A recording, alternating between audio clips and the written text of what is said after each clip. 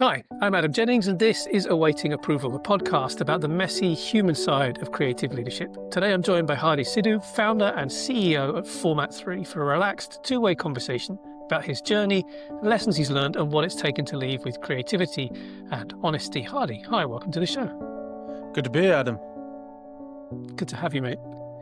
First off, so that people get to know a little bit more about you, if they haven't met you already, is there something nearby on your desk or near you that you can talk about that gives a little bit of inspiration into who you are or how you operate? Yeah, I guess so. There's fucking shit tons all over my desk.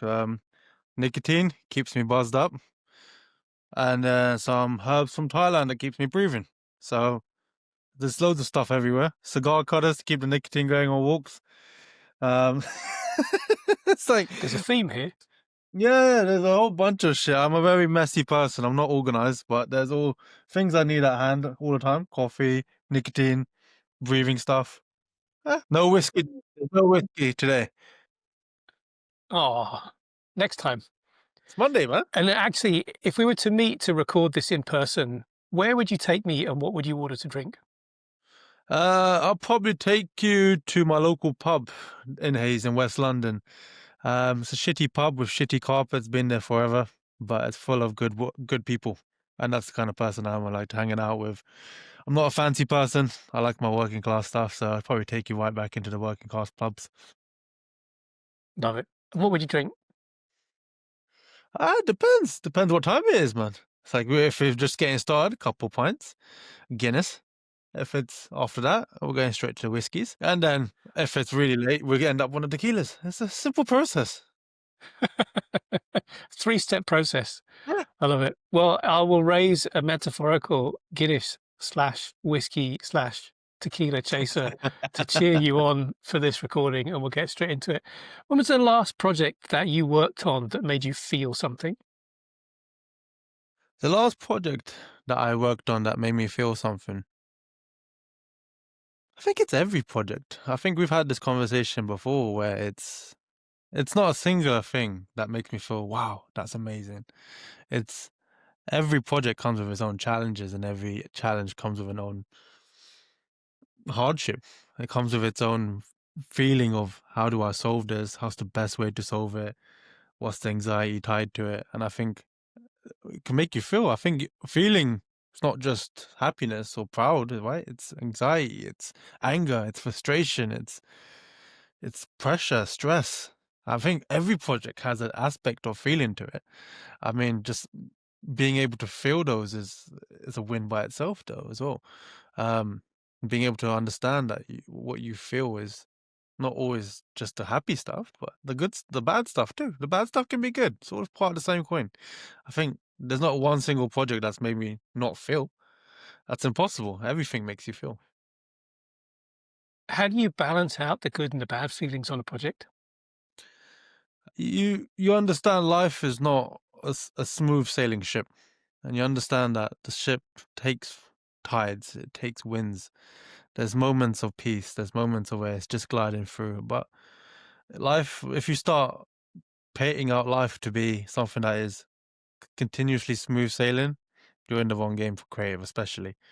There's going to be times where feedback doesn't make sense. Stakeholders are saying something that you don't want to do, but then you got to see it from both sides. I think there's always two aspects of a coin, and I think that's how I get through it. Really, just understanding the both dualities of the coin.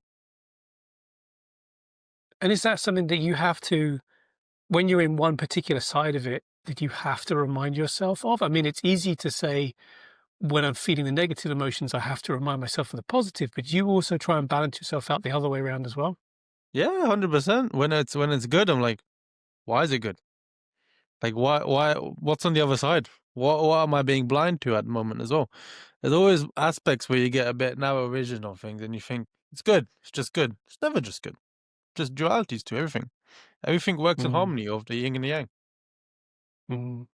There's a famous round table with a bunch of Hollywood actors, including Tom Hanks, and he talks about that phrase that people often talk about when things are bad, that this will pass. Yeah. You know, this too shall pass.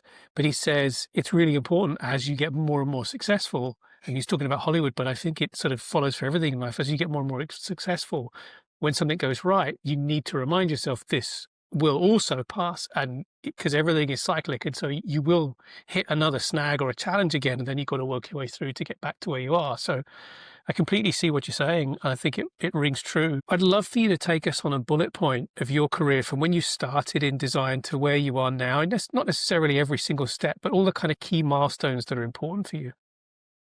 Yeah, it's kind of hard always articulating down my career into a summary because it's been quite a roller coaster of a journey. I think I've been in this industry since I was about 15 years old. I've grown from a transition from a kid into a man, into a father, and that alone, whilst in your career, makes you so different and puts different aspects and visual references on to the moments that you've had as well. I think from an articulation, it's gone from me just understanding what I enjoy, why I enjoy it, and how I can do it more. And then once I don't enjoy it anymore and I find stuff that makes me more enjoyable, I find that and I understand how to do that more. And I end up doing that more. That's all from my days of being a web design developer to your UX designer to a product designer to a product director to a business designer to a strategist to a CEO. It's just been constant. I don't sit in the comfort of things my whole career. Once it becomes comfortable, I find it heavily uncomfortable, and then in the uncomfortable, I find comfort. So it's always been about leveling up to make myself feel uncomfortable again. And the last 3 years, that's been format free. Makes me truly uncomfortable at times for different reasons and different things. But it's the point of my career has been in that limelight of just continue on going through the journeys. I think it's not been one stuck thing for me. It's been how do I just continue spending every day on something that I enjoy that makes me uncomfortable. And that continual like push to get to something where you feel that discomfort, like, is that because you're constantly looking for something fresh? Not something fresh. I believe there's a very masculine aspect to my mentality as well, where we get a bit toxic in a way mentality, but it benefits me. Not to say that it's completely toxic, but something that I found I don't do well in comfort. I do well under extreme pressures. I'm at my most optimized when I'm in the complete destruction of things and I'm completely unbalanced. Um, in unbalance I find enjoyment finding balance. Like if you're walking on a tightrope, for example, that moment of oh fuck, gonna fall off, and then you get that balance right.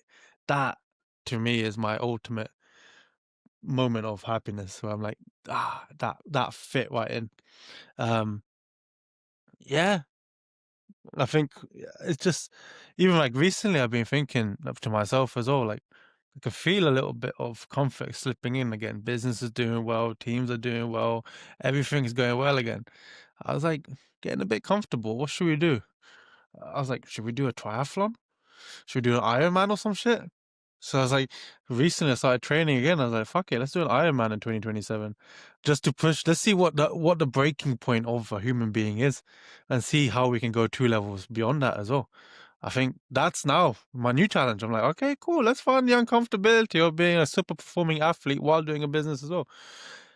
To be honest, if you're taking this video right now, I've only been a couple months in, so I've still got a bit of a chubby face. So, but leave me to it. But 2027 is the goal of being like, how do we become a super athlete and run a successful business at the same time? It's like, and be a father. I was like, what's the breaking point? Let's get there, and then notch you up 2 levels as well. Love it. So we're gonna what you're saying is soon we're gonna have a Hardy's. I get up at 5 a.m. This is the day of Hardy, the CEO. I get up at 5 a.m. and I go for a 26-mile run and then an Oh ice yeah, bath. And yeah. No, it won't even be that. You won't even see it on LinkedIn. I don't like talking about things I do in my personal life on LinkedIn. I don't like the hype. I don't I don't like the oversharing for attention. It's just these kind of things are for my own. They're all my own personal little bits of releases and dopamines. love it. When you think about everything that you've done to get here, all the different challenges, all the different times when you have felt too comfortable and pushed yourself to get somewhere else, and all the projects you've worked on and pushed out the door and the successes you've had, um, is there one piece that you can sort of pinpoint and say, I'm most proud of that? I'm most proud of never giving up along the way. I think for me, I've taken a very different route in life, right? I've taken the route of not having any GCSEs, let alone A levels or degrees, and I've taken a route of fuck, can this really work? The questioning to your self belief constantly, like it's really bad. Can it really work? And just never giving up on the point. Just like, all right, we're gonna make it work. It's that always point in ultimate struggle where it's come in projects, it's come in career moves, it's come in career choices, it's come in different things. It's just always been, I can make it work. And I've been most proud about my ability to take risks like that and just say, fuck it, we're going to push on. We're going to keep going. Um, in terms of projects, I mean, projects are easy, man. Projects are projects. Life is difficult. Projects are projects. It's like whoever moans and complains about a project is easy. There's always a process to figure out things. There's always the answer somewhere. There's always a methodology to get the answer, the solution that you need. Um, getting yourself in a mental capacity and ability to achieve it. That's what people should be proud of. What do you do to get yourself in that frame of mind? Is there a routine or does it differ? It differs. I think we've spoken about this before as well, where it varies. Every season changes. Every person that you are changes. You're not the same person every 6 months, 3 months, every year. And that comes with growing and learning that not everything's gonna work forever. Sometimes it might be you need to go back into a philosopher route. So sometimes I'm much more in my philosophical sense, reading poetries and understanding different philosophies and pondering underneath a fucking tree. Sometimes I'm going ahead and doing crazy stuff that's releasing dopamine. Like at the moment, it's going hard and the training a shit ton. It just varies. I mean, the man I am now is not the man I was 3 months ago, and probably won't be the man I am in 3 months time. So how can I say there's a strict thing that works for me? It's like I don't know. I don't know who that guy is. I don't know who the guy was before. I don't know who I am now. I just know all I know is what I am now. I love that.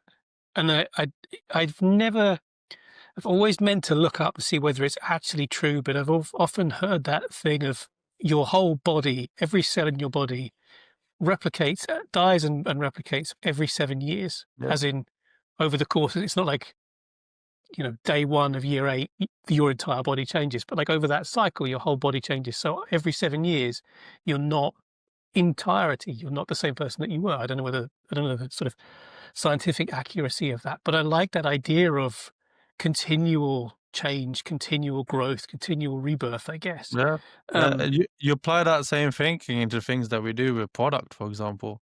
They all marry up. It's all the same thing.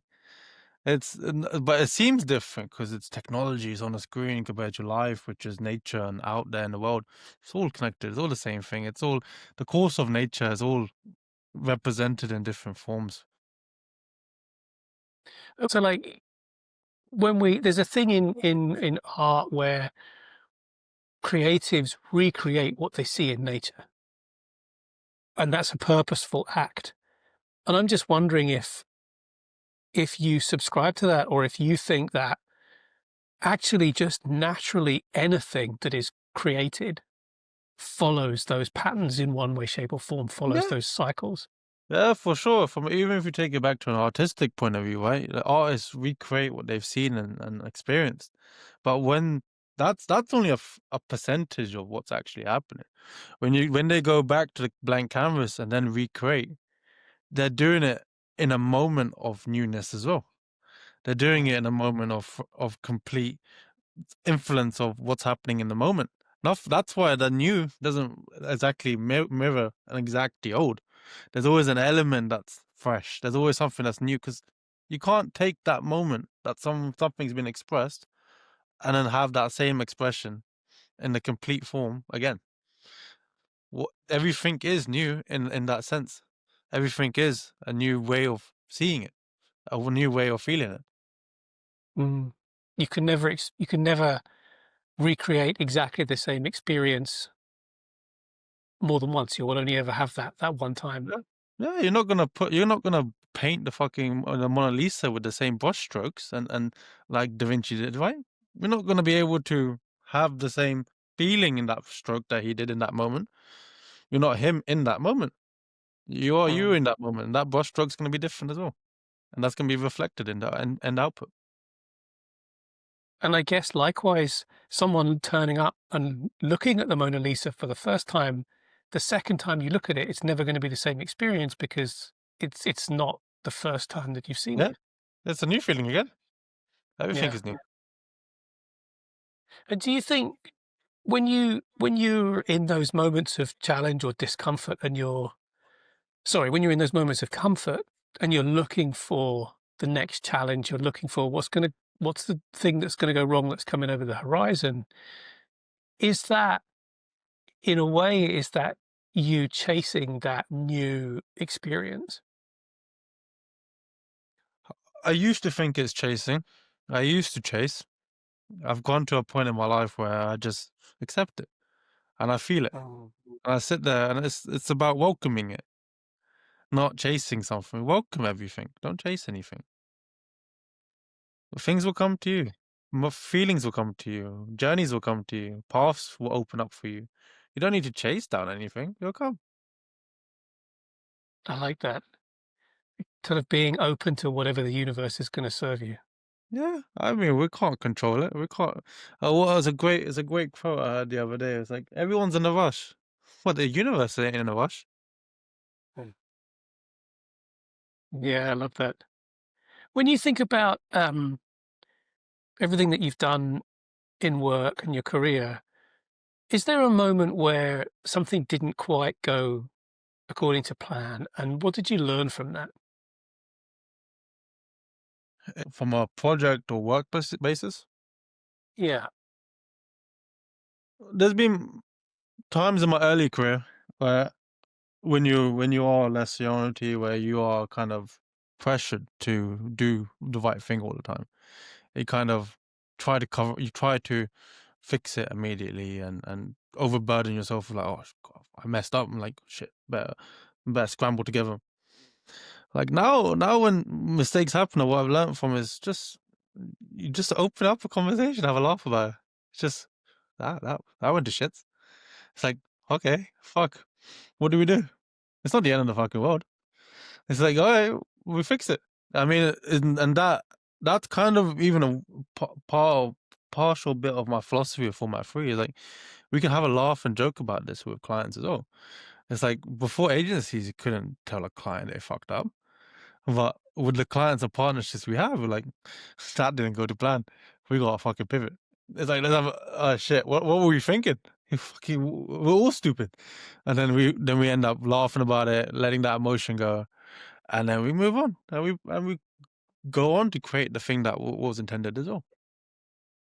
Because that is such a, um, anti-traditional agency way of doing things. What are the clients' responses to that? They like it. They open their mind as well. They're like, oh fuck, we thought this was going well. What clients hate the most is when a project is completely finished. You get to the end. Thank you. That's been so great. How many times has this happened with agencies and clients where things are so great? It was so fun working with you guys. 3 months later, oh fuck, it's all fucked. And it's like, they hate that the most. Where it's like, oh fuck, we just paid them, the invoice is cleared, we said it was so great, and now it's not working. They rather avoid that, have the mistake open up to at the beginning, so that when we do come to an end of agreement partnership, everything as it should be, and it works and it's great, and they can go on for the successful the next couple of years. I think they hate the aspect of that later on. Oh shit! How do we not catch that? Mm. oh, it's those fucking guys again. Oh, and then that becomes an internal like joke. Oh, these fucking guys fucked this up. Oh, we're dealing with that. And then the agencies don't care. They don't hear about it. They don't know. They don't even care to listen anymore because they got paid. They're done. I mean, that's that's a worse situation to be in. Hi. If what we're talking about in this episode is resonating with you, the challenges faced are the ones that are in front of you right now, the path they've taken is your dream career path, whatever it may be, stick around until the end of this episode to find out how you can work directly with me to level up your leadership skills. Get 30 years worth of experience downloaded into your skill set in just 4 weeks. At the same time, meet amazing other design leaders as part of your cohort. Thanks for listening. I'll see you at the end. So how do you go about, because that is a different way of doing things, when you first engage a client, how do you set that expectation with them that this is going to be brutally honest, like way more so than any other vendor you've worked with? Yeah, we pick our partners as well. We don't work with just everyone. And we do that purely so that we can have the right working relationship with these people as well. But we always explain to them that the start of projects and in the projects, there's chaos. Like, we can't create without chaos.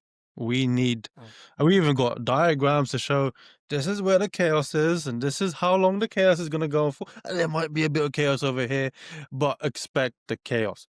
This is not a simple, if you want innovation, if you want creativity, and you want something that is market disrupting, it's not going to come from a simple linear journey. It's going to come from chaos, and that chaos is going to result in fuck ups. That chaos is going to result in things going wrong, and that chaos is going to result in something great as well. And they have to be ready for that. They have to be primed for that. I think there's some clients that we don't work with that will say, nope, just do the thing, and then that's it. We expect the thing. I think that's not how we work. Yeah. I love that part of your vetting process for a new client is whether or not you feel they'll work in that kind of environment. So many agencies, especially right now where the market is so tough, will take any piece of work on just so that they've got something on the books. And more often than not, that sort of desperation, that approach leads to projects that are not successful, putting it politely. So I think it's great that you set out to have that kind of really honest working relationship with your clients and your partners, and B, that's part of your due diligence on prospective clients that come along your way. Yeah. What else would you kind of look for, like when a new client is coming to you, or you're proactively approaching them? Like, what kind of aspects would you look for in order to make sure they fit with that kind of working method? Yeah, well, the challenge, the opportunity has to be something that is absurd. It has to be something that is challenging. It has to be something that that's why we don't take a lot of like website projects on as well, because we find them to be simple. Like we don't take any clients that come over and say, "Can we do an e-commerce project?" We don't do that kind of work. We do the projects that if someone comes with, I got a big idea, but I don't know how we're gonna solve it. Ah, perfect. Give me an impossible challenge, and that's the one I want, because you are clearly looking at being a visionary. You're clearly thinking ahead, and you know what's going to come with ahead is going to be chaos as well. And you know it's not going to be easy. And you fit that similar mode of being uncomfortable, but reaching for something that can be quite rewarding in the end as well. And it's very important to me that I do vet them and do that due diligence with every partner that we take on as well. Like I'll even do dinners and pints and shit before we sign a contract, just to make sure, get that final, like, are we good, like, as people beforehand? Because I've worked with agencies before where they forced me to make teams and build teams around accounts that were particularly toxic, and I've watched my own team people be burnt out and feel sad and miserable with life and waking up every morning. And it's been one of the aspects of, like, if I don't do this right, if I don't get the right partners in for my right people and format free, then I'm going to get that same similar situation where I'm burning these people out. They're miserable waking up. And that's going to lead to shit work, because sad people make shit work. It's just, I think it's been very much important to me to make sure I build a team that feels motivated every day they wake up, and feels challenged and feels like there's blood rushing to the heart. That's been a special aspect of mine, making sure that, and I can only do that if I make sure all ends are making sense. From my team perspective, from our working culture perspective, from the people that we work with, they all have to share a singular harmony of state. Mm.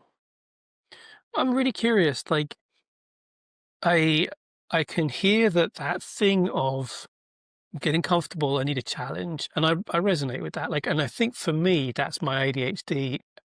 When there's pressure, and I know a lot of ADHDers have this, when there's pressure, a time pressure for homework or a project delivery deadline or whatever like that, that suddenly puts something in us that kind of kicks everything off, and then we can suddenly find motivation to go, okay, shit, I've got 12 hours to get 3 weeks worth of work done. I better get on with it. Um, but one thing that I'm hearing that is really admirable is you're accepting of that. You're accepting of the fact that that's who you are, that you're like, okay, I'm going to just be open to the fact that I will need to push myself continually. And when it gets to a plateau and I'm bored or I'm not feeling challenged, I'm going to push myself more and I'm not going to get stressed by that. That's who I am and that's how I operate. Was there a, was there a moment? Did something happen? Was there a specific point in life where you became okay with realizing I'm going to need to continually push myself? I think the journey's been confusing for me.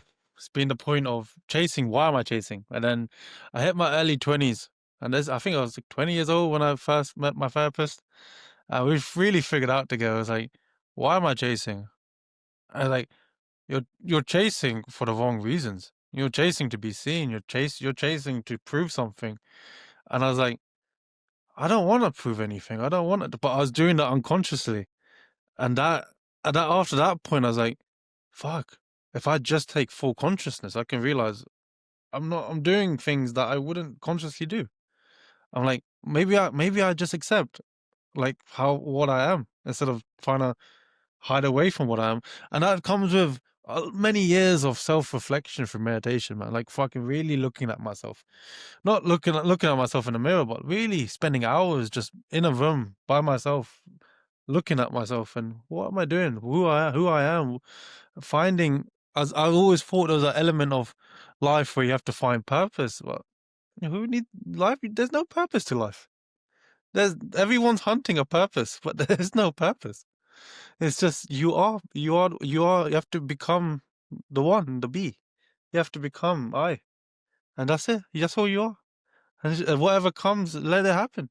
It's like we're in a constant flow, and we're just fighting against the tide. So it's like we don't need to do that. Don't go hunting for things. Just accept how things are. And I think we live in a world at the moment where there's a lot of self-victimizing of things. Where poor us, poor me, I have this, I have that. And I think that takes away from the love for oneself as well. We forget to love ourselves because we keep blaming ourselves. One thing that I'm personally working on a lot at the moment is trying to stay present. I find that incredibly difficult at different times in my life. And I wonder how you do that, because a lot of what you're talking about is just being in the moment, right? So I wonder what your tips are for someone to do that. Yeah, slow it down. Slow it down. Just nobody takes this. It's not even complicated. Life is not complicated. We make it complicated. Like the little things. Just have you ever sat fully awake and closed your eyes? Have you ever looked up at the stars? Have you ever looked up at the sky? Everyone's walking around with their head down on the fucking street. It's like, have we ever looked up? Have we ever closed our eyes? Have we ever just thought to ourselves and start asking ourselves questions? We haven't. I think everyone even takes the wrong perception of meditation as well, to go quiet. It's not go quiet. It's just slow it down. Take it all in. Take it one by one and understand yourself. And then once you understand yourself, you have the questions and the feedback from yourself.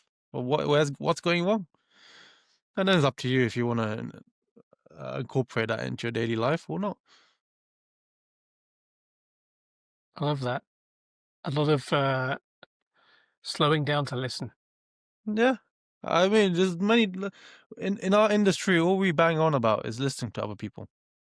We listen to the users. We listen to the stakeholders. We listen to the tech hype, the AI hype. Sam Altman.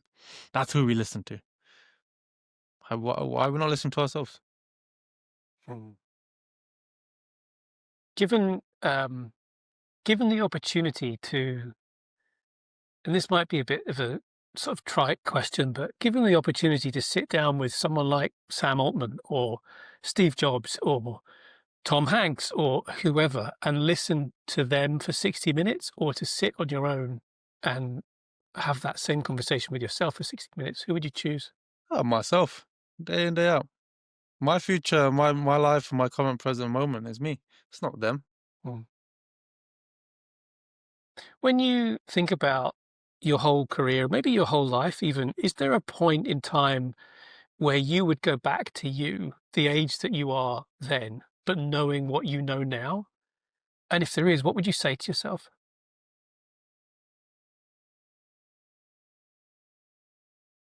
It's a hard one. I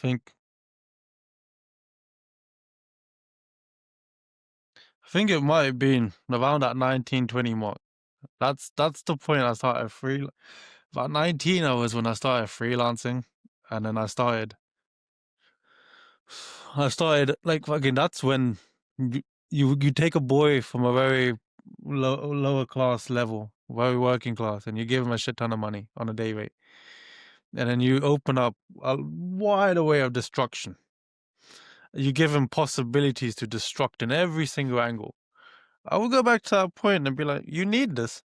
You need to experience it because you only grow from doing this, but don't fucking take it too far.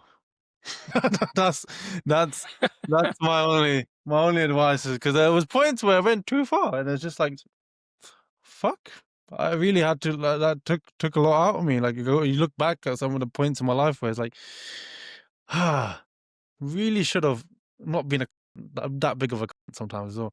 Like, I remember there was points in my life where early on I was still that haze boy. I still had that haze mentality of mine.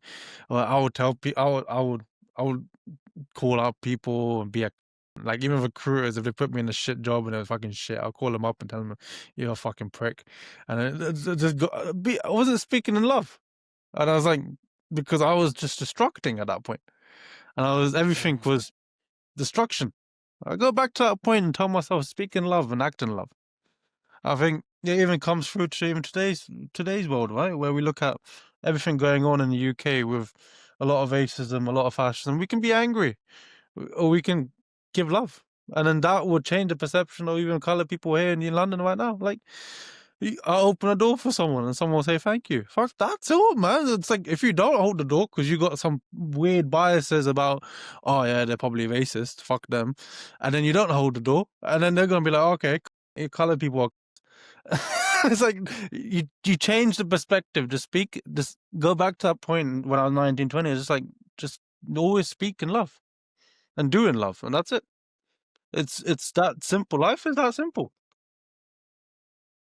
There's a great quote from Ian McKellen when he said about going back to, I forget where he comes from, somewhere up north. I can't remember, but he says he got his train there and he got out of the train and he got into a cab, and the cab driver, a male cab driver, said, "Where to, love?" And Ian McKellen was saying like that he was then home, because everyone's love, and it's not Yeah, in a romantic way or a sexual way. It's just one human seeing another human, yeah. with love, with care, and I think there's something that, I think you're right. There's something that we've lost in the ability to just see each other as human. There's so much anger, there's so much hate, there's so much polarization of views Eh, that I think we're really missing that. I've been reflecting on this for the last little while as well. I'm like, it's because if we take it back to our industry and the people that we work with, all they know how to do is look at it in terms of a map or a process or something. They're putting users down to empathy. We know empathy because we can empathy map. You don't know empathy until you give empathy. It's like everyone thinks that just because it's on a map they get it, just because it's on part of their methodologies they get it. We're trying too hard to really connect with people by classing them as users. Like, if you just understand that everything is one, you have a much richer understanding of this world. Like, one brilliant quote I heard recently from someone, like a few years ago, was it? Like, from somebody, I forgot who it was, but it was like, don't learn UX, learn this world. And I was like, and that stuck with me. I was like, wow, like that makes a lot of sense. Like, everyone's learning UX, but no one's learning the world. How can you design for this world and the people if you don't connect with them? Mm. I think there's what that makes me think of is like when I think back over my career of just for the portion that has been around product design, when I think about the range of products, there's the standard product stuff that is the same from project to project, but the things that have made the project successful is understanding what the human emotions behind the product. So there was one for understanding your dog, like testing your dog's DNA and understanding your dog. Like, there's a hugely emotive subject. The pet humans have the amount of love they have for their pets and the wanting to understand them. And that's what made that project successful, not necessarily great UX approach or great product design approach, although that was there, but it Yeah. was understanding what was the fundamental human aspect of that product or project. It's the deeper stuff, Adam. It's the deeper stuff Mm. that matters. And I think we're detaching ourselves a lot from humanity and connection. The more and more further we get away from it now, like, people, pe- everything is just getting further and further detached. We can't understand it if we keep detaching from ourselves, because ourselves is them. Ourselves is everything. And I think that right there is the social clip for this episode. Ourselves is them. Yeah. I like that. When you think about the industry at the moment, you talked about chaos. I mean, wow, like everything across all the creative industry seems pretty messed up and chaotic right now. What's your words of advice to two different groups of people? One, those who are just starting out, coming into the creative industries, and two, those who've been in it for a long time, but have also been out of work for a long time. Yeah. For ones just coming into it, I think the industry is an interesting place where the barriers to entry on things are becoming lower and lower with technology. I think now is the age of the dreamers. I think the younger ones, they should experiment and play more. I think they should have ideas. A lot of that junior talent, they have amazing ideas. We know as we get through the years that kind of stuff just ends up fading out, because we've been doing it for so long. We just do. But that younger generation, they got a sense of fresh energy, and I think utilizing that fresh energy should just create and play. You don't need teams of developers to do any stuff anymore. You don't need teams of people to do stuff. You have the tools online. Play, create, and make. Just do that. It's like, see if just create stuff you're passionate about. I mean, if you're looking for a job, the job will find you, because the people will see that you're passionate about creating and making, and then the capabilities that you picked up doing that. I think from the more veteran people that are struggling in the space at the moment, it's interesting space. It's just chaotic. It's like, I think that's due to there's multiple factors, right? It's like there's too much hype. There's so much hype. Everyone's confused what to do. Companies don't know how to structure teams anymore. People don't know what they should be upskilling in, and I think cut through the noise. Just stay true to what you believe in. Stay true to it instead of just having to fit yourself into holes that don't fit you. I think there's a lot of people in our industry at the moment, just like, I'm struggling to get anything. Let me just shoe myself into that hole. That's happened before. You've seen it with visual designers when they started going, we need to be product designers. I was like, then you ended up with shit product designers and no visual designers. It's like, just stay true to what you believe and what you're passionate about. It'll come to you. I think don't. I think a lot of the industry at the moment is also just going after whatever they can get. and that's going to lead to a lot of misery. I don't think people are going to be happy. I don't think the creative industry is one of these rare ones that we've had that has allowed us to be expressive and be open and have exploration. And I think that we don't want to lose that. We don't want to lose that to just becoming an industry that just does things like accounting. Who the fuck? That's what it's starting to feel like. Design, like creative industry is just turning into accounting. Just do this thing, do this thing, do this thing, do this thing. If you weren't working in design, what would you do? Probably farming. That's probably what I do. It's part of my roadmap of things that I want to do. I will probably exit at some point and fuck far away from the creative industry. Buy a little bit of land, have some cows, some goats, some vegetables. Patrol my land on a horse. My ancestors, my people like my parents and grandparents, they're all farmers. They come from India and Punjab. They're all farmers, so we have it in us to just. That for me is the most peaceful sense of life. Being able to grow things by your hands and see it flourish, and see it come to life, and just really taking time out to connect with the Mother Earth again. I think I say that in the most hippiest way, but it's just the truth. I used to look at it as like a hippie shit, but it's not hippie stuff. It's truth. Like when you that's why I kind of like product as well. I like the product specifically because I like to see how things grow and manifest and evolve. And you get that from like growing vegetables and patches. It's similar in a way as well. Everything is weirdly connected in this one. And I guess I can really see, like, when you say that, and I, having known each other for years, like, I know that you love to grow plants and things like that. So like it doesn't it makes perfect sense what you're saying about going into farming but also, now that you're saying about just slow down and be open to the universe bringing things to you. I mean, there's no better analogy of growing things than that. Like, you can't speed up the growth of a plant. You just have to wait, provide it with all the bits and bobs that it needs, and then you just wait. It's a beautiful analogy to it. You give love to that plant, the plant will give love to you in nutrition. And it's just a constant cycle of that. I mean, keeping that in mind, where do you want the design industries to go, or the creative industries? I want it to return to a way like how it was like at least like 10 years ago. I think that's kind of why I started Format 3, because agencies were moving far away from opening up in a space where people can be chaotic, fun, creative, fucking explorative. Like the industry right now is just get it out, get it live, get it shipped, go on, boom, get it out. Get it out, it's shit, it's gonna die. Okay, just fucking do it again. I was like, what about that part of like when you really get people together and have that squadron feeling of like you can take many aspects, methodologies to it, like the fire camp, you can take it to a battlefield.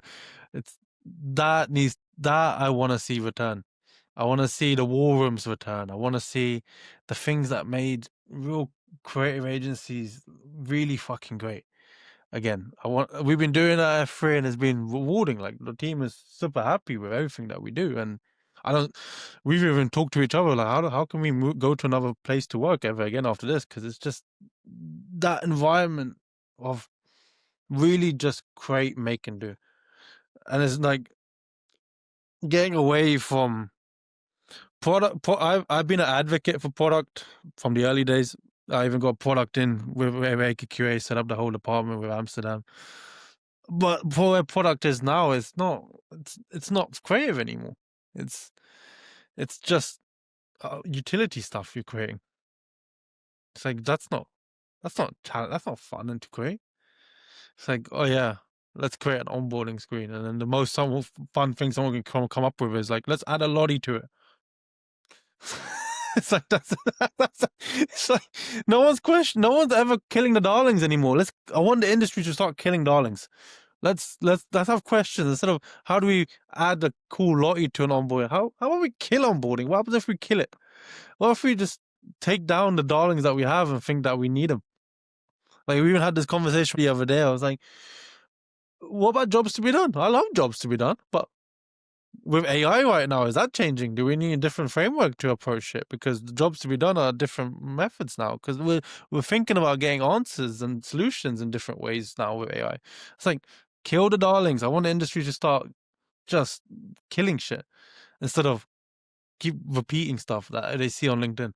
I mean, it makes perfect sense on a top sort of level, like an overview level. It makes perfect sense to start how do we rethink jobs to be done, given that with AI, the level of personalization in an experience is going to be unlocked again and again and again and again and again. And so there is no,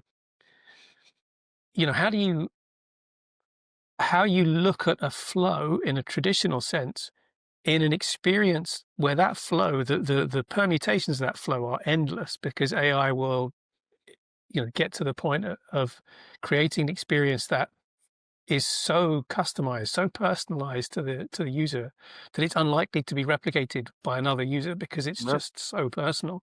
So I think Yeah. there's a fundamental challenge for us to see how we cope with that. Are you Yeah. seeing that in play already? Yeah. I think there is a massive shift in how we understand things at the moment. Because like I only get this from self-reflecting as well, even how I'm using technology. Like I'm not asking ChatGPT to give me answers. My job to be done is get an answer, right? That used to be my traditional way of things. You Google something, you pull up a report, it gives me the answer. Job to be done, done.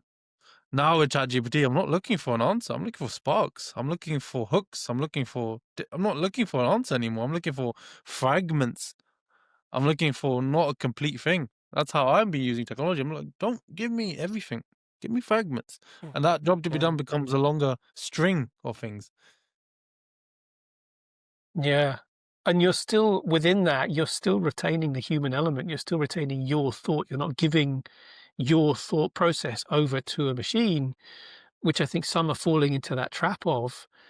You're staying the commander of the ship. It's just you're taking in as much viewpoints from your crew as possible, from your team, be that Yeah. other human team members or AI. Yeah. Let's just it's a, it's a lot of regurgitation happening. And it kind of, Right. if we picturize it, right? Put a visual to it.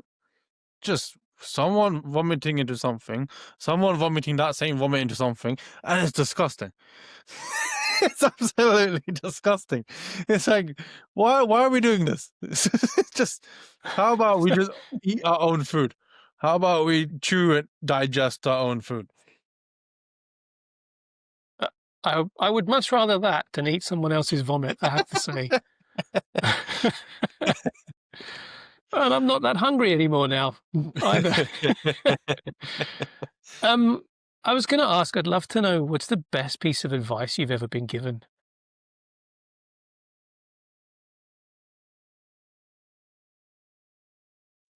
Hmm.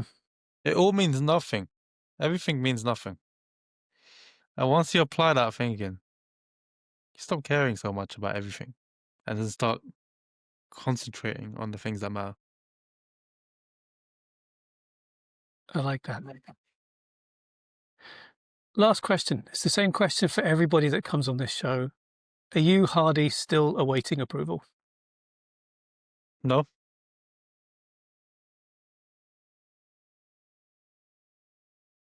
absolutely. Yeah, no. Who am I waiting for approval from? No one. I even stopped waiting for it from by myself.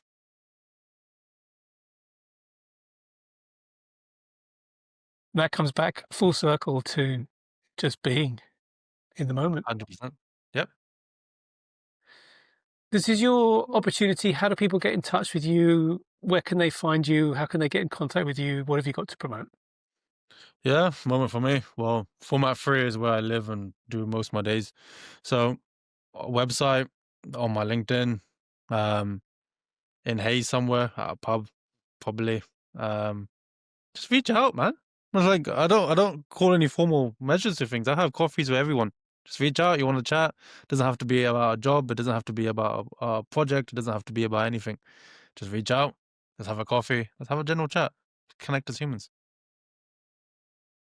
I love it. Hardy, thank you so much for joining us. This has been a really great episode.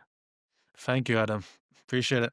If today's conversation got you thinking about your own growth as a creative leader, then my program, Supercharged Creative Leaders, might well be the next step for you. It's a 4-week cohort designed to help those in leadership positions and those aspiring to be in leadership positions to lead at a world-class level. You'll learn how to communicate with impact, grow your confidence, and lead teams that thrive, all without losing your creativity.